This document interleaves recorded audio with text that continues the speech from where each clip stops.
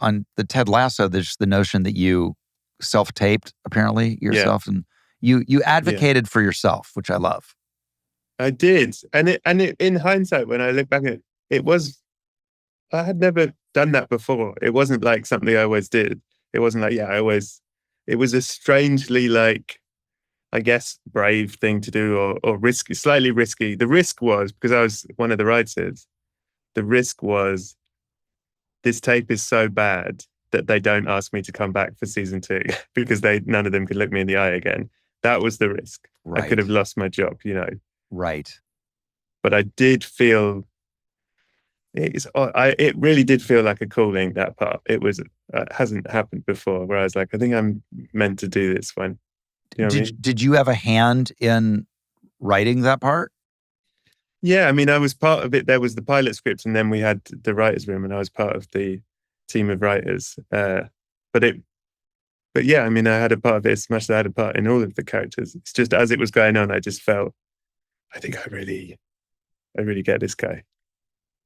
It's good. And then you end up winning the Emmy for it. How was that? How was your Emmy experience? Well, the first one was so, like, we had been in lockdown making Ted Lasso, and we really had the experience of overnight our lives changed, because we were all underground. None of us were recognizable. And then we came out from underground and suddenly everyone recognized us. And particularly when you're out with Hannah Waddingham, me and Hannah Waddingham looked like cartoon characters in the street. We look like Sesame Street characters. Yeah, right. She's a giant. I got this face. We're easy to spot. And suddenly it was like, oh, these people were like, fuck, what happened when we were underground? And that first Emmys in particular was so, when I look back at it, I go, God, we were so pure, because we weren't at all jaded. We had no idea how any of this worked. We didn't know. Yeah. There's nothing cynical about us at those Emmys. We were purely like, look, there's that person. We were so excited. And genuinely, I think, I speak for Hannah here, I don't think either of us thought we'd win. Like, I genuinely didn't think I'd win. So it was just, oh my God, I'm here with all these people in Hollywood. And then when they said my name, I didn't hear it, and everyone stood up around me, and then I saw it, like, on the wall, and it was really, I mean, I'd love to tell you that it doesn't matter and it's all silly, but it was really nice. Yes, the truth was, it was really nice, and it felt very uncynical in that moment, in a way that I think now I have more of a understanding of the business, and I feel very grateful for being able to do stuff. But I see the things that the machinations of things much more than I used to. Yes. But that first Emmys was pure. Like, we were really just sweet children in this place, and it was very, very. It was very cool. It was really, really fun. I remember watching that and being so happy that you guys were being rewarded. That show, I mean, it's that thing of, I think with all good movies or TVs, that things that break out on the level with which that Ted Lasso did, it requires the right timing. And yeah. Completely. I mean, I think it's true even on The West Wing. It was, there was a moment where we had just gone through the Clinton impeachment scandal, but it was over. And if West Wing had come out during that, I think it would have been confusing on some emotional level. So you just had to, it's just, half of it is timing, and you guys hit it. You crushed it.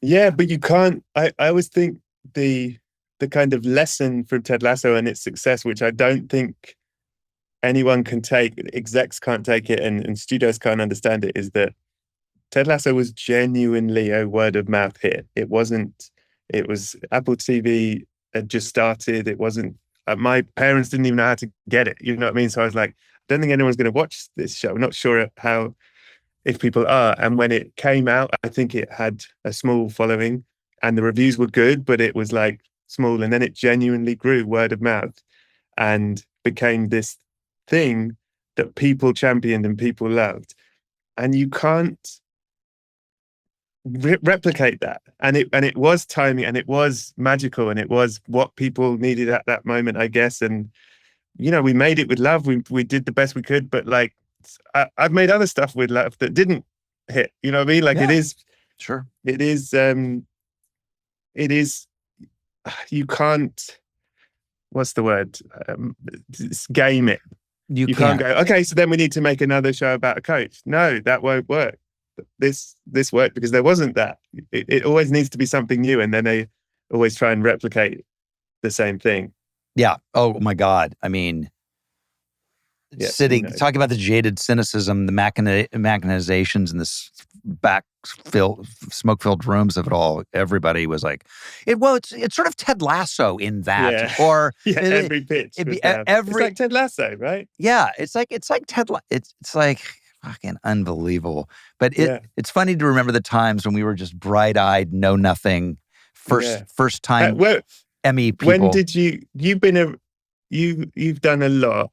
Did you, in the beginning, were you like a wide-eyed innocent? Oh my God, yes. How long until you were jaded? Oh my God. I think I mean, I'm always shocked at my level of naivete and how long it held. Mm-hmm. Right. But I think by the time I was in my early 20s, certainly. Right. Easily. Okay. I mean, I was like, oh, I see how this works. And it's fine. It's all good, but it's you definitely the freshness of it is like, like what? So your partner, Mr. Jason Segel, who I adore. Yes, love him. We did a movie. Talk about timing. And things. We did a movie called Sex Tape, and and that didn't. Nobody thought through the fact that people didn't like the phrase sex tape was going to be a barrier to entry to the very people. It was slightly too ahead of its time, that film, or slightly behind its time. I know what you mean. Yeah. It's a really fun movie, but was it ahead of its time? I think it was ahead of its time. Was it late? Yeah. I don't know, but you're right. It could be. There's a world where that came out and people were like, woo, like the titillation of it all would have worked for it. Yeah. And of course the irony was it was the most sort of boring suburban couple. It had nothing to do with a sex tape, really. Yeah. It was the MacGuffin. Yeah. But I loved working with him. He's so wonderful. I have zero. I've worked with him now 3 years, 4 years. I don't have I haven't had a single unpleasant interaction ever. He's so smart. Brilliant. He's such a good, and you share the obsession with Muppets. Yeah. That's how when Bill Lawrence and I met with Jason Segel for Shrinking on a Zoom, I had his Muppet movie poster behind me, and I forgot because that was just there in my office, and it looked.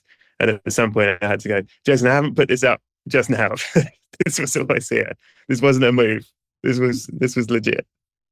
I love this story he told me. I'm sure you know it. Where I forget. Oh, it was coming after How I Met Your Mother, and everybody was eager to figure out what he wanted to do. And he was like, "What would you like to?" He's like, "I'd like to do something with the Muppets." I just love that. I mean, that kind of tells you everything you need to know. I think so. And he sort of very seriously takes Kermit as like a performance mentor. Like, as in, he looks at Kermit and goes, what Kermit is doing is very hard to do. It's similar to what Tom Hanks does. It's that he's essentially a likable, decent guy who is holding the center. And I think he got that from Kermit. That's what he does. And of course, you have the legend, the man with the legend. I have a guy that works with me on all my projects who is in the costume department, and he worked on the last Indiana Jones. Oh wow! And I love that film. And he texted me one day and he said, "Today I handed Harrison the whip." That's cool. That's cool. You can't be jaded when stuff like that happens. I wouldn't. See, that's the thing about being jaded. I would not be jaded with that at all. I mean, I'm not jaded. I mean, you work with him all the time, but like whenever I've had any interaction with him, I'm like, dude, that's Harrison Ford. Yeah, it doesn't go away. It doesn't go away. It doesn't go away. Again, 4 years in with him, he's such a good actor, and he's so funny in the show, and he's so vulnerable. And I really think at first I was always amazed that he wanted to do it, but the longer we've gone, I'm like, yeah, he gets to be funny in a way he hasn't. He's very funny, and he hasn't got to show that off enough. And he also gets to be vulnerable in a way we haven't seen. And what is lovely about him is he will always, pretty much every scene, once it's complete, he will come over to the monitors, to the writers, and say, "Thank you for the writing. It's so brilliant." You know, he's so generous in that way. And despite all of that, and despite him being funny and casual with me, I am the entire time going, "Fucking hell." It's Harrison Ford. You must have some moments that you remember where you go, you're reminded. Like, honestly, every moment. I'm never fully like, "Hey, he's just a guy. We're just two guys. We're just two guys at work." I'm always like, "It's me and Harrison Ford, you know, from Harrison Ford." It's Harrison Ford from Harrison Ford. Yeah. He's really amazing.